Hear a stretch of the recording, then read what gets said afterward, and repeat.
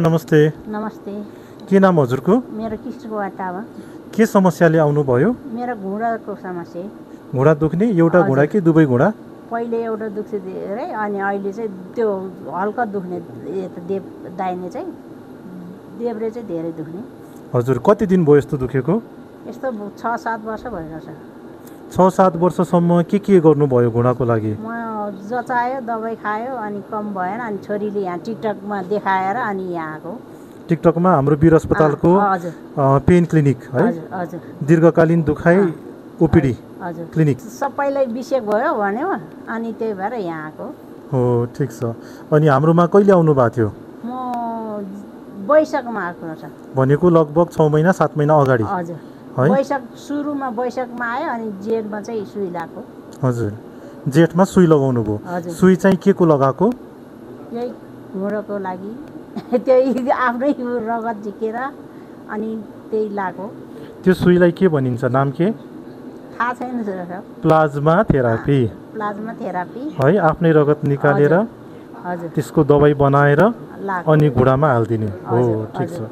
त्यो सुई लगाइसकेपछि हजुरलाई कतिको आराम भयो? पहिले भन्दा आरामै भइरहेको छ मलाई। धेरै आराम भयो है?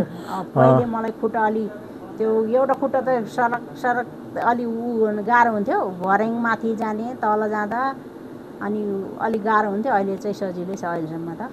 यो सुई नमस्ते। आमा घुँडा दुखेर हाम्रोमा आउनुभएको आमालाई हामीले लगभग 6 महिना अगाडि घुँडा खिएको भनेर पत्ता लागिसकेपछि 6 महिना अगाडि प्लाज्माको इन्जेक्सन लगाएको थियौँ र अहिले फेरि उहाँलाई घुँडा दुख्न थालेकोले गर्दा दोस्रो पटक हामीले इन्जेक्सन लगाउँदैछौँ र यो इन्जेक्सन हामीले लगाउनुभन्दा पहिला अपरेसन थिएटरभित्र लगेर मजाले घुँडा औषधि पानीले सफा गरेर तपाईँ हेर्न सक्नुहुन्छ। एकदमै इन्फेक्सन नहोस् भनेर स्टेराइल कन्डिसनमा यो औषधि पानी बिटाडिन भन्ने औषधि पानी हो।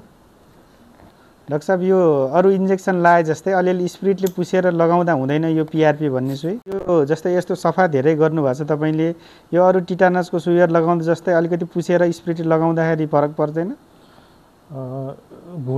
घुँडाको इन्फेक्सन एकदमै डरलाग्दो हुन्छ। हुन त आफ्नै रगत हो, शरीरमा घुमिरहेछ, एक ठाउँबाट निकालेर घुँडामा हामीले हाल्ने हो अर्को ठाउँमा। तर पनि कहिलेकाहीँ इन्फेक्सन भइदियो भने चाहिँ फेरि त्यो जिन्दगीभरको लागि नराम्रो हुन्छ। त्यही भएर इन्फेक्सन नहोस् भनेर हामीले यो अपरेसन थिएटरमा ल्याएर मजाले औषधि पानीले दुवैतिर सफा गरेर अनि बल्ल इन्जेक्सन हाल्छौँ। पिआरपी भनेको यही हो हजुरले तान्न लागेको? हजुर यो आमाको पिआरपी तयार भएर आइसकेको छ र अहिले चाहिँ हामीले पिआरपी सिरिन्जमा तान्दैछौँ। यो कति जति हाल्छौँ हामीले यो प्रत्येक घुँडामा? लगभग 5 ml जति। 5 ml जति हो। हामी 8 ml 10 ml जति रगत तान्छौँ। त्यो रगतलाई मसिनमा हालेर सेन्ट्रिफ्युज गरिसकेपछि लगभग 5 ml जति प्लाज्मा बन्छ र यो प्लाज्मा चाहिँ हामीले घुँडामा हाल्छौँ। ल आमालाई हामीले सुई लगाउँदैछौँ। आमा सानो सुई है? यो पिआरपी हाल्न थाल्नुभएको डाक्टर साहब हजुरले? हजुर हो। हुन्छ।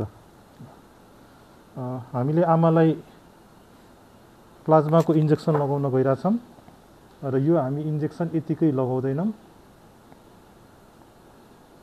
अल्ट्रासाउन्डमा हेरेर मसिनमा हेरेर कुन ठाउँमा हाम्रो सुई पुग्यो त्यहाँ हेर्न सक्नुहुन्छ।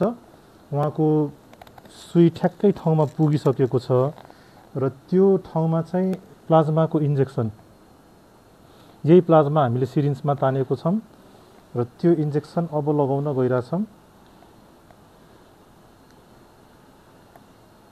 यो इन्जेक्सन लगाउँदा फेरि त्यहाँ हेर्न सक्नुहुन्छ सर्र फैलिएर जान्छ, वरिपरि तलमाथि फैलिँदैछ, सर्र फैलिएर गयो।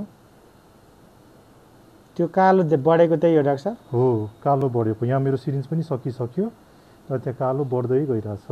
ठिक छ। एकातिर हामीले हालिसक्यौँ। आमा केही गाह्रो अप्ठ्यारो भयो? भएन। आफ्नै रगत हो, एक ठाउँबाट निकालेर अर्को ठाउँमा हाल्ने हो, खासै अप्ठ्यारो पर्दैन। खुट्टा सिधा गरिदिनुहोस्।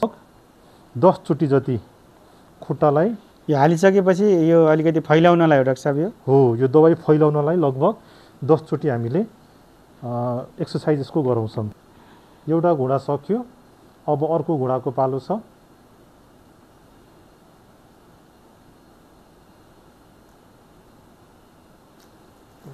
यो अल्ट्रासाउन्डको मद्दतले गर्दाखेरि त्यो यत्तिकै छामेर हाल्नुभन्दा राम्रो हुन्छ डाक्टर साहब यो? हो, यत्तिकै छामेर हाल्दाखेरि ठाउँमा पुग्यो पुगेन ठेकान हुँदैन। हामीले अल्ट्रासाउन्डमा ठिक्क ठाउँमा हेरेर जुन ठाउँमा आवश्यक छ त्यही ठाउँमा हेरेर अनि बल्ल हाल्छौँ। एउटा घोडामा हामीले हालिसकेका छौँ र अब अर्को घोडाको पालो आयो।